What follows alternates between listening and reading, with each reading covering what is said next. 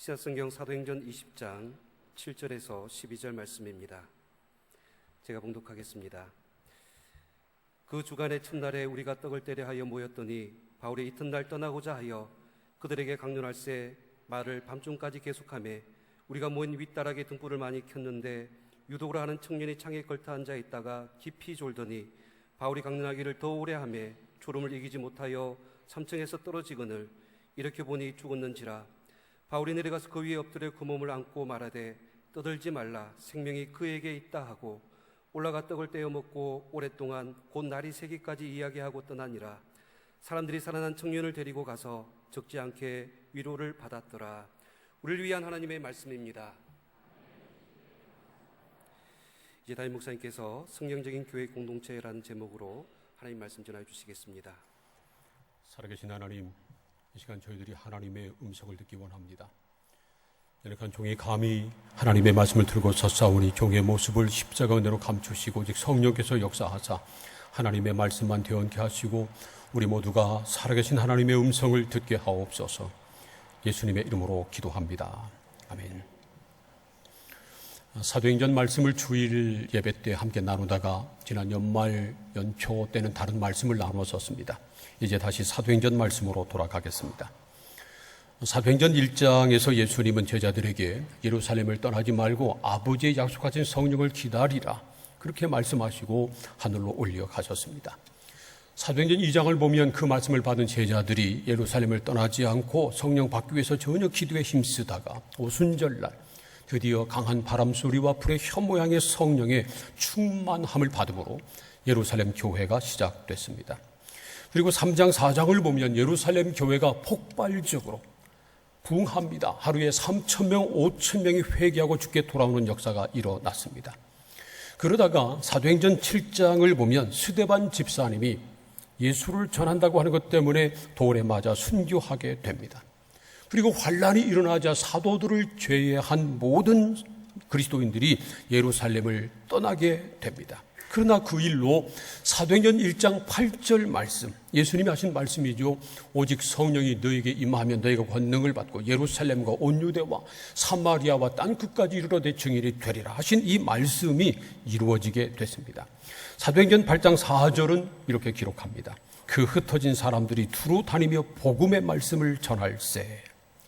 박해를 피해서 예루살렘을 떠나 흩어진 사람들이 가는 곳마다 두루 다니며 오히려 그리스도의 복음을 전했다는 겁니다. 그들은 핍박을 피해서 예루살렘을 떠났지만 예수님을 떠난 것이 결코 아니었습니다. 그리고 가는 곳마다 오히려 예수 그리스도의 복음을 전해서 그리스도의 복음이 더 널리 전파된 겁니다. 정말 놀라운 일입니다. 그 결과를 사도행전 9장 31절은 이렇게 기록하고 있습니다. 함께 읽어봅니다. 시작. 그리하여 온 유대와 갈릴리와 사마리아 교회가 평안하여 든든히 서가고 주를 경향과 성령의 위로로 진행하여 수가 더 많아지니라. 그 결과로 예루살렘뿐만 아니라 온 유대, 갈릴리, 사마리아까지 교회가 세워졌고요. 그 교회들이 주를 경외함과 성령의 역사로 말미암아 더 부흥하게 됐다 하는 그러한 말씀입니다. 그러다가 사도행전 11장을 보면 드디어 이방인에게까지도 그리스도의 복음이 전해지기 시작합니다. 사도행전 11장 19절부터 21절까지 말씀도 함께 읽어보겠습니다. 시작. 그때 스데반의 일로 일어나 환란으로 말미암아 흩어진 자들이 베니게와 구브로와 안디옥까지 이르러 유대인에게만 말씀을 전하는데 그 중에 구브로와 구레네 몇 사람이 안디옥에 이르러 헬라인에게도 말하여 주 예수를 전파하니 주의 손이 그들과 함께 하심에 수많은 사람들이 믿고 주께 돌아오더라. 스데반 일로 환란을 만나서 흩어진 그런 그리스도인들이 복음을 전하기는 전했는데 유대인들에게만 복음을 전했었다는 겁니다. 하지만 안디옥에서는 구브로와 구레네에서 온 사람들이 헬라 사람들에게까지도 복음을 전하게 됐습니다. 그래서 안디옥 교회, 이방인의 최초 교회인 안디옥 교회가 세워지게 됐다는 겁니다. 그리고 사도행전 13장을 보면요, 안디옥 교회가 부흥한 다음에 안디옥 교회가 기도하는 가운데 성령의 역사로 말미암아 바나바와 바울을 이방인 선교사로 파송하게 됩니다. 그래서 사도 바울이 3차에 걸쳐서 선교 여행을 하게 되는데 지금의 터키, 그리스 거기까지 가서 복음을 전했습니다. 그 과정이 사도행전 13장부터 20장까지 기록되어 있습니다. 오늘 우리에게 주신 하나님의 말씀인 사도행전 20장 7절부터 12절까지 말씀에 기록된 내용은 3차 전도 여행을 마치고 예루살렘으로 돌아가는 길에 두로아에서 일어난 일입니다. 두로아는 지금의 터키 북쪽에 있는 에게해 변에 있는 항구 도시였습니다. 사도행전 20장 6절과 7절 말씀을 함께 읽겠습니다. 시작. 우리는 무교절 후에 빌립보에서 배로 떠나 닷새만에 드로아에 있는 그들에게 가서 이래를 머무니라. 그 주간에 첫날에 우리가 떡을 떼려 하여 모였더니 바울이 이튿날 떠나고자 하여 그들에게 강론할세 말을 밤중까지 계속하매. 이 말씀에서 우리가 주목해서 봐야 할 것이 있는데 바로 그 주간의 첫날이라고 하는 말입니다. 그 주간의 첫날은 지금 바로 우리가 예배 드리고 있는 주일날을 말하는 겁니다. 그러니까 사도행전 20장에 이르러서는 이미 초대교회가 안식일이 아닌 안식 후 첫날인 주일날 예배 드리기 시작했다는 사실을 우리가 보게 됩니다. 신약 성경 중에 제일 늦게 기록된 것이 요한계시록인데요. 요한계시록을 보면 주의 날, 주일이라고 하는 말이 벌써 나옵니다. 요한계시록 1장 10절 말씀 보세요. 주의 날에 내가 성령에 감동되어 내 뒤에서 나는 나팔 소리 같은 큰 음성을 들으니 이렇게 말합니다. 요한이 반모섬에서 계시를 받았을 때 그날이 바로 주의 날, 주일이었다는 겁니다. 이것은 말이죠. 요한계시록은 주후 1세기 말에 기록되어 있는데 그 즈음에는 이미 그리스도인들에게 주의 날이 보편적인 날이 됐다 하는 것을 우리에게 보여주고 있는 겁니다. 이 말은 당시 교회가 이미 안식일에 모였던 유대교와는 다르게 주일날 모여서 예배 드리는 신앙 공동체로 확립되어 있었다 하는 것입니다. 또 그 밑에 내려가 보면요. 오늘 읽지 않았습니다만은 사도행전 20장 17절 말씀 보세요. 바울이 밀레도에서 사람을 에베소로 보내어 교회 장로들을 청하니 이렇게 말합니다. 바울이 예루살렘으로 가는 도중에 에베소에 들릴 시간이 없기 때문에 밀레도에서 사람들을 보내서 에베소 교회 장로들을 청했다는 겁니다. 이 말은 말이죠. 당시의 에베소 교회에 이미 장로들이 세워져 있었다 하는 사실을 우리에게 보여줍니다. 물론 지금의 장로와 성경에서 말하는 장로는 좀 다릅니다. 하지만 분명한 것은 당시 교회가 이미 상당히 조직화돼 있었다는 겁니다. 주일날 정기적으로 모여서 예배도 드리게 됐고요. 사람들이 많아져서 교회가 상당히 조직화됐었다 하는 것을 보여주는 겁니다. 당시 성경에 기록된 이 교회 공동체는 모든 교회 공동체, 시대를 초월한 모든 교회 공동체의 원형, 모델이라고 말할 수 있습니다. 그래서 우리는 오늘 말씀에서 성경적인 교회 공동체가 어떤 특징을 가지고 있나 하는 것을 배울 수 있는 것입니다. 오늘 말씀에서 우리가 배워야 할 성경적인 교회 공동체의 특징이 무엇일까요? 첫 번째로 성경적인 교회 공동체는 열린 공동체입니다. 사도행전 20장 7절부터 9절까지 말씀을 우리 함께 읽겠습니다. 다 함께 시작. 그 주간에 첫날에 우리가 떡을 떼려 하여 모였더니 바울이 이튿날 떠나고자 하여 그들에게 강론할세 말을 밤중까지 계속하매 우리가 모임 윗다락에 등불을 많이 켰는데 유두고라 하는 청년이 창에 걸터 앉아 있다가 깊이 졸더니 바울이 강론하기를 더 오래 하며 졸음을 이기지 못하여 3층에서 떨어지고 일으켜보니 죽었는지라. 바울 일행과 두로아에 있는 그리스도인들이 그 주간의 첫날에 다 함께 모였는데 바울이 그 이튿날 떠나야 했기 때문에 바울이 밤중까지 강론을 계속했다는 겁니다. 그런데 8절을 보면 우리가 모인 윗다락에 등불을 많이 켰는데 그렇게 기록하고 있습니다. 이 사도행전을 기록한 사람은 누가잖아요. 누가가 그 현장에 있었습니다. 그런데 밤에 불을 환하게 켜놨기 때문에 그 장면이 아주 장관이었던 모양입니다. 그래서 그 사실을 그대로 기록하고 있습니다. 9절을 보면 유두고라고 하는 청년이 졸다가 3층에서 떨어졌습니다. 그러니까 그 건물이 최소한 3층 이상의 큰 건물이었고요. 밖에 불을 환하게 켜놨기 때문에 주변에 있는 모든 사람들이 다 보고 알았을 것입니다. 거기서 무슨 일이 진행되고 있는지, 그 건물에서 매 주일마다 그리스도인들이 모여서 예배 드리고 있는 사실을 이 들어와 있는 모든 사람들이 다 알고 있었을 것입니다. 구절을 보면 유두고라고 하는 사람이 창에 걸터 앉아 있다가 떨어졌습니다. 그런데 왜 유두고가 창에 걸터 앉아 있었을까요? 설교가 너무 길어지니까 지루해서 밖에 보려고 창문에 걸터 앉았을까요? 아니면 너무 졸리니까 좀 잠 좀 깨려고 시원한 신선한 바람을 좀 쐬려고 창에 걸터 앉았을까요?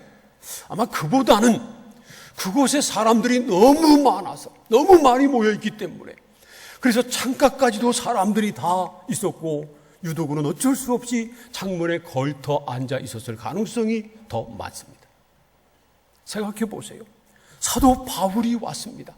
사도 바울이 직접 들러서 지금 하나님의 말씀을 전하고 있습니다. 이 소문이 퍼져서 들어와 있는 모든 그리스도인들, 심지어 말이죠, 예수 믿지 않아도 사도 바울 때문에 소문 듣고 몰려온 사람들이 많이 있었을 것입니다.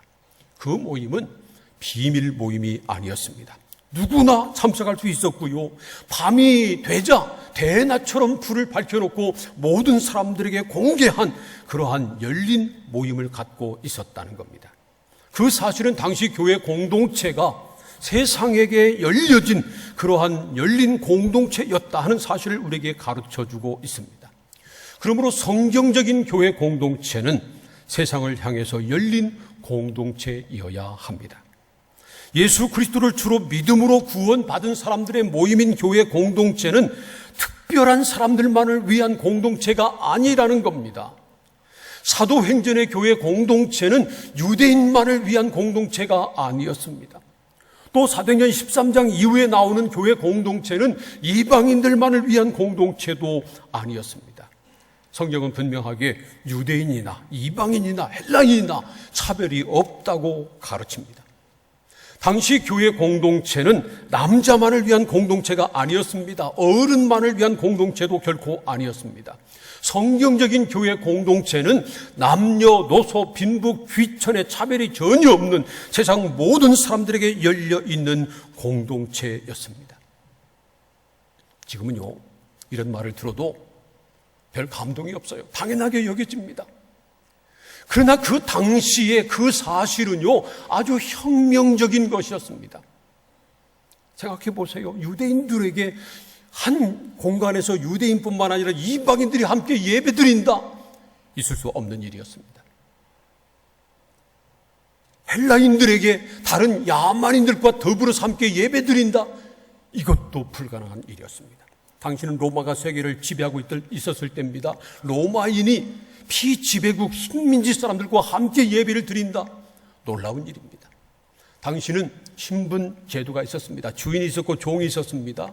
그런데 말이죠, 주인과 종이 함께 한 공간에서 하나님을 찬양하고 예배한다, 하나님의 말씀을 듣는다, 정말 천지가 개벽할 일이었습니다.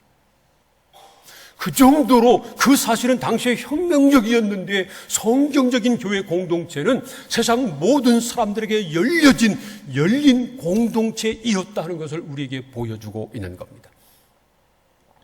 물론 박해 시대에는 그 그리스도인들의 모임이 비밀일 수밖에 없었습니다. 예를 들어서 로마 박해 아래서 그리스도인들이 카타콤이라고 하는 지하 그 무덤에서 몰래 숨어서 예배를 드렸잖아요. 어쩔 수 없었습니다. 지금 북한에 있는 그리스도인들도 숨어서 예배를 드릴 겁니다. 지금 이슬람 국가에 가도 역시 그리스도인들이 그럴 수밖에 없습니다. 하지만 그것은 성경적인 본질이 아닙니다. 성경적인 교회 공동체의 본질은 세상을 향하여, 모든 사람들을 향해서 열려진 공동체라는 것입니다. 그러므로 우리 교회도 세상을 향해서 열려진 공동체가 되어야 합니다. 모든 사람에게 열려진 공동체가 되어야 합니다. 그래서 말이죠, 우리 교회에서는 얼굴색이 달라도 다 환영을 받아야 합니다. 성별이 다르고 재산이 다르고 지식이 달라도 우리 교회 안에서는 모든 사람들이 다 환영을 받아야 합니다. 그러기 위해서는 먼저 우리 안에 예수님의 마음을 품고 우리가 먼저 모든 사람들을 포용하고 용납하고 사랑해야 합니다. 가끔 교회 가면요, 다른 교회 가보면 뭐 이런 성경 말씀을 써놓은 교회가 있습니다. 하나님은 사랑이시라. 혹은 또 이렇게 써놓기도 합니다. 예수님은 당신을 사랑합니다. 옳은 말이죠. 하지만 저는 그런 그 문구를, 성경 말씀을 볼 때마다 이런 생각을 합니다. 하나님은 사랑이십니다. 예수님은 모든 사람을 사랑하십니다. 그런데 당신들은, 그렇게 써놓은 교회 안에 있는 사람들은 과연 모든 사람을 사랑합니까? 교인들끼리는 정말로 사랑합니까? 서로 용납하고 용서하고 하나가 됐습니까? 그런 생각을 해봅니다. 그래서 말이죠, 우리가 정말 세상을 향해서, 세상 모든 사람을 향해서 열린 공동체인 그런 교회를 만들려면 먼저 우리가 다 예수님의 마음을 품어야 합니다. 사랑하는 성도 여러분, 저와 여러분이 다 예수님의 마음을 품기를 소원합니다. 그리고 예수님의 사랑 가지고 서로 용서하고 용납하고 사랑하는 그러한 열려진 교회를 만들어가는 저와 여러분 다 될 수 있기를 축복합니다. 두 번째로, 성경적인 교회 공동체는 예배 공동체입니다. 사도행전 20장 7절 말씀을 다시 한번 읽겠습니다. 다 함께 시작. 그 주간의 첫날에 우리가 떡을 떼려 하여 모였더니 바울이 이튿날 떠나고자 하여 그들에게 강론할세 말을 밤중까지 계속하매.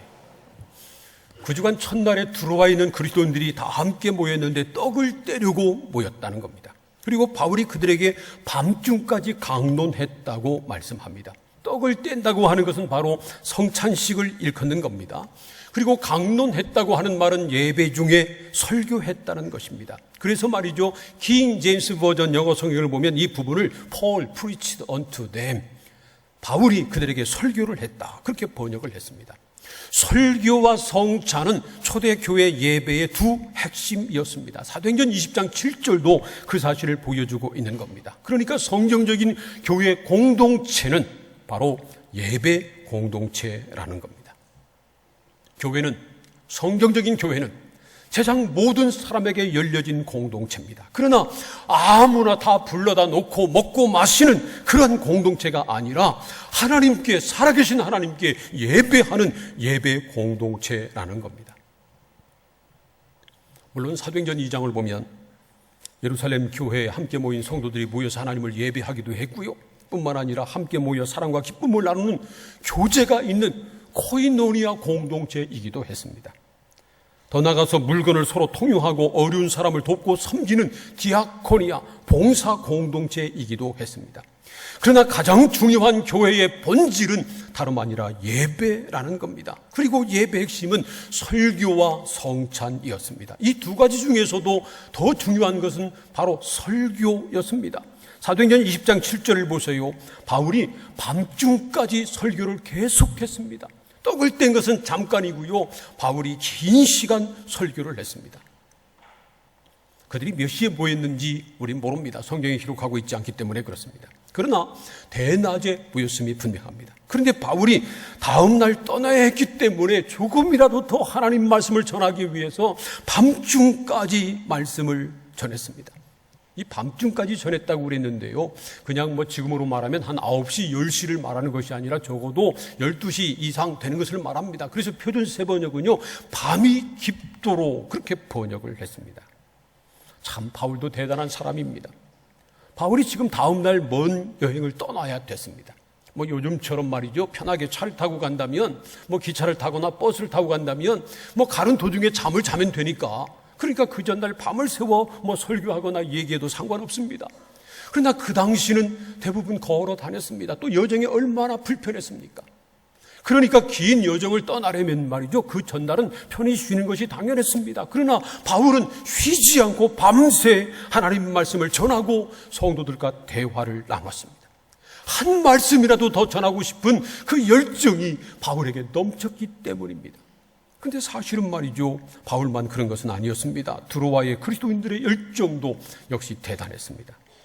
그들은 바울이 그렇게 긴 시간 동안 설교했는데도 불구하고요, 미동도 하지 않고 설교를 듣고 있었습니다. 물론 유도고라고 하는 청년이 설교를 듣다가 졸았습니다. 그리고 졸다가 3층에서 떨어져 죽고 말았습니다. 사도행전 20장 9절 말씀 보면 바울이 강론하기를 더 오래 하며 졸음을 이기지 못하고 깊이 졸다가 떨어져 죽고 말았습니다. 그러므로 여러분, 설교를 듣다가 졸지 마시기를 바랍니다. 잘못하면 떨어져 죽습니다. 그런데 말이죠, 이 유두구라고 하는 청년도 생각해보면 대단합니다. 아니, 졸리면 말이죠, 사도 바울이 잠깐 설교한 것 아니고 몇 시간 밤이 깊도록 설교했으니까 졸리면 그만 일어나서 집에 갈 수도 있는데, 집에 가지 않고 말씀을 듣겠다고 졸음을 이기려고 버티고 버티다가 결국은 떨어져 죽은 겁니다. 이 유두구도 대단한 사람입니다. 아마 요즘 성도들 같았으면 몇 시간이 아니라 1시간만 설교해도 몸을 비비 꼬고 난리 났을 겁니다. 그러다가 한 2-3시간이 지나가면 여기저기 일어나서 가는 사람도 생길 겁니다. 그러나 초대교회 성도들은 예배를 사모했습니다. 하나님의 말씀을 사모했습니다. 지금 바울이 떠나면 언제 이 말씀을 들을까 하는 그런 사모함이 그들에게 있었습니다. 그래서 몇 시간이 아니라 밤이 깊도록 설교를 하는데도 떠나지 않고 말씀을 들었습니다. 사랑하는 성도 여러분, 우리도 그런 예배자가 되기를 소원합니다. 하나님이 찾으시는 예배자, 영과 진리로 예배하는 참된 예배자가 돼야 합니다. 우리 교회 목회 방향 가운데 첫 번째가 성령의 감동이 있는 예배를 드리는 교회입니다. 여러분, 우리 교회에서 드려지는 모든 예배가 성령의 감동이 있는 예배가 되기를 소원합니다. 우리 예배가 하나님이 받으실 최고의 예배, 성령의 감동이 있는 예배, 예배에 참석한 모든 사람들이 하나님의 임재를 느끼고 은혜를 받고 성령의 감동을 받는 예배가 되기 위해서 저를 비롯한 우리 교역자들, 우리 찬양대나 찬양팀이나 방송팀이나 모든 사람들이 더 노력해야 합니다. 뿐만 아니라 우리 모든 성도들이 예배 드릴 때마다 영과 진리로 살아계신 하나님을 예배해야 합니다. 건성으로, 마지못해 형식적으로 예배 드리지 말고요, 이 1시간이 정말 최고의 시간이고 가장 귀한 시간임을 잊지 말고 전심으로 하나님을 예배해야 합니다. 하나님 앞에 예배할 때마다 전심으로 우리가 할 수 있는 최선을 다해서 하나님을 예배함으로 우리 교회를 성령의 감동이 있는 예배 공동체로 만들어가는 저와 여러분 다 될 수 있기를 주님의 이름으로 축복합니다. 세 번째로 성경적인 교회 공동체는 사람을 살리는 공동체입니다. 사도행전 20장 9절부터 12절까지 말씀을 함께 읽겠습니다. 시작. 유두고로 하는 청년이 창에 걸터 앉아있다가 깊이 졸더니 바울이 강론하기를 더 오래 하며 졸음을 이기지 못하여 3층에서 떨어지거늘 일으켜 보니 죽었는지라. 바울이 내려가서 그 위에 엎드려 그 몸을 안고 말하되 떠들지 말라, 생명이 그에게 있다 하고 올라갈 떡을 떼고 먹고 오랫동안 곧 날이 새기까지 이야기하고 떠나니라. 사람들이 살아난 청년을 데리고 가서 적지 않게 위로를 받았더라. 바울의 설교를 창에 걸터 앉아서 듣다가 졸은 유두고가 떨어져 죽었습니다. 사도행전을 기록한 사람은 의사인 누가였습니다. 그러므로 여기서 죽었다고 기록된 것은 정말 죽은 겁니다. 사람이 죽으면 의사가 사망 판정을 하잖아요. 그러니까 의사인 누가가 보고 정말 죽었었습니다. 그래서 죽었다고 기록한 겁니다. 3층에 떨어져서 잠깐 의식을 잃고 있었던 건 아닙니다. 나중에 살아났는데 깨어난 것이 아니고요, 정말 다시 살아난 겁니다. 그래서 12절 말씀 보세요. 유두고가 깨어났다고 기록하지 않고 살아났다고 기록하고, 살아난 유두고를 보고 사람들이 위로를 받았다고 기록하고 있습니다. 만일 말이죠, 그날 유두고가 창에서 떨어져 죽은 후에 다시 살아나지 않고 그냥 그걸로 끝났다면 어떻게 됐을까요? 아마 난리가 났을 겁니다. 누구 책임이냐고, 이거 어떻게 책임질 거냐고 서로 그냥 논쟁을 벌이고 싸움판이 벌어졌을지도 모릅니다. 누가 유두구를 데리고 왔느냐? 유두구가 졸고 있는 거 보면서도 왜 그를 깨우지 않고 왜 그를 창 밑으로 끌어안히지 않았느냐? 누구 책임이다 하고 서로 싸우고 그랬을 겁니다. 그러다가 마지막은 아마 사도 바울에게 화살이 돌아갈 것이 분명합니다. 바울 때문이다. 바울이 설교를 너무 길게 했기 때문이다. 왜 설교가 그렇게 기냐? 바울 책임져라. 아마 그랬을 겁니다. 그러나 다행히 유두고가 살아났습니다. 바울이 살게 했나요? 바울이 살렸나요?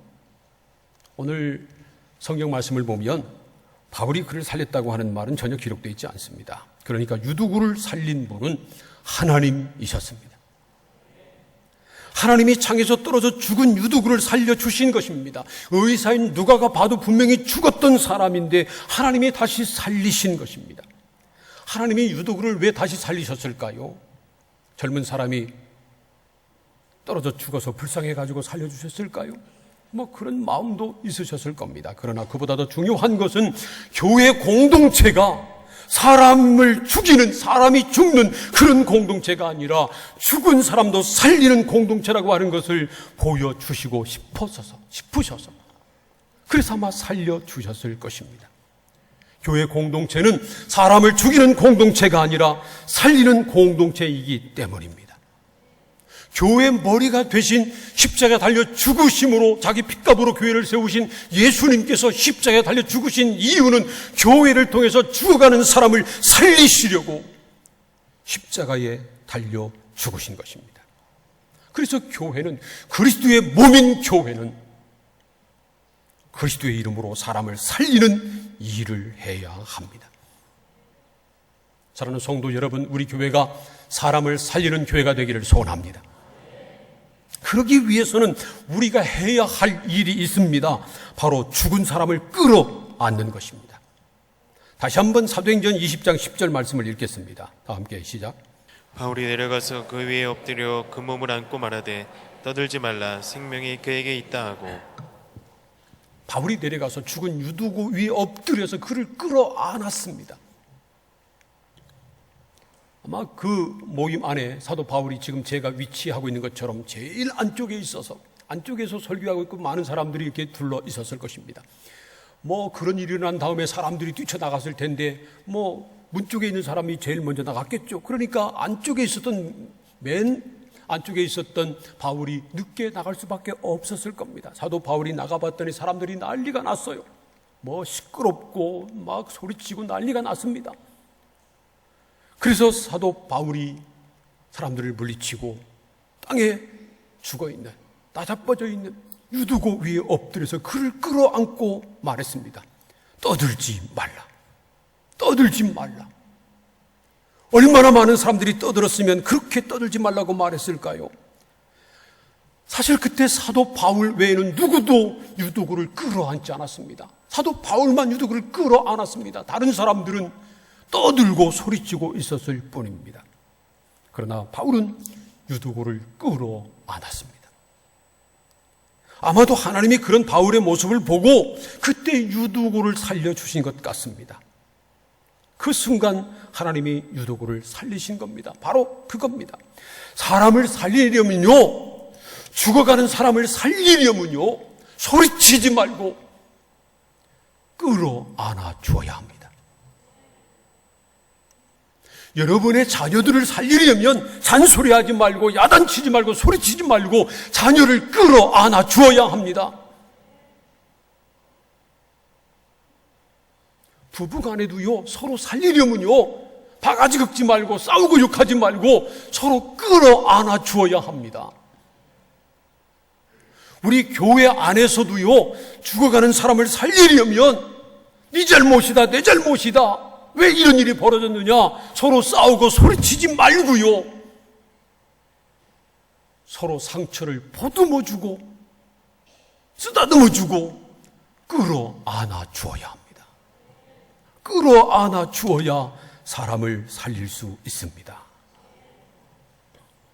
저는 우리 교회가 사람을 살리는 교회가 되기를 소원합니다. 죽어가는 사람도 우리 교회 안에 들어오면 살아나는 역사가 있기를 소원합니다. 삶의 희망을 잃고 죽으려고 했던 사람이 우리 교회 안에 들어오면 삶의 이유와 용기를 찾게 되는 그런 교회가 되기를 소원합니다. 그러려면 우리가 그리스도의 사랑으로 서로 끌어안아 주어야 합니다.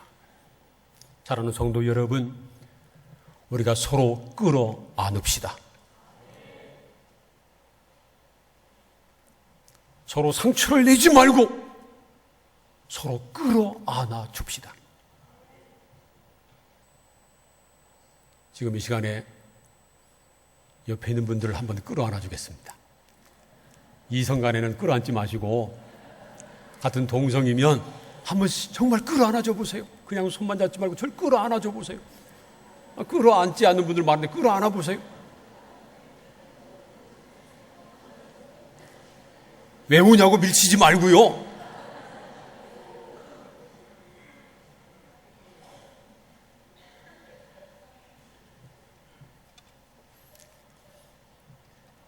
사도행전 20장에서 가르치고 있는 성경적인 교회 공동체는 세상을 향해서 열린 공동체입니다. 예배 공동체입니다. 그리고 사람을 살리는 공동체입니다. 우리 교회가 그런 성경적인 공동체가 되기를 소원합니다. 우리 교회가 그런 공동체가 되도록 여러분 열심히 기도하시기를 바랍니다. 그리고 예수님의 사랑으로 서로 섬기고 그리고 서로 끌어안아 주시기를 바랍니다. 그래서 우리 교회를 성경적인 아름다운 공동체로 만들어가는 저와 우리 모든 성도님들 다 될 수 있기를 주님의 이름으로 축원합니다. 기도하겠습니다. 오늘 우리에게 주신 하나님의 말씀을 생각하며 함께 통성으로 기도하겠습니다. 하나님, 우리 교회가 성경적인 교회 공동체가 되기를 소원합니다. 세상 모든 사람을 향해서 열린 공동체, 영과 진리로 하나님을 예배하는 참된 예배 공동체, 그리고 죽어가는 사람을 살리는 그러한 살리는 공동체가 되게 하여 주옵소서. 다 함께 통성으로 기도하겠습니다. 하나님 아버지 감사합니다. 저희들을 사랑하셔서 오늘도 불러주시고 하나님의 말씀을 나누며 함께 기도하게 하시니 감사합니다. 하나님, 우리 교회가 사도행전 20장에 나오는 들어와 있는 교회처럼 성경적인 교회 공동체가 되기를 소원합니다. 세상 모든 사람들에게 열려있는 공동체가 되게 하시고 영과 진리로 하나님을 예배하는 예배 공동체가 되게 하옵소서. 뿐만 아니라 사람을 살리는 생명 공동체가 되기를 원합니다. 어떤 사람도 우리 교회 안에 들어오면 영혼이 살아나고 그 삶이 살아나는 놀라운 역사가 있게 하여 주옵소서. 예수님의 이름으로 기도합니다. 아멘.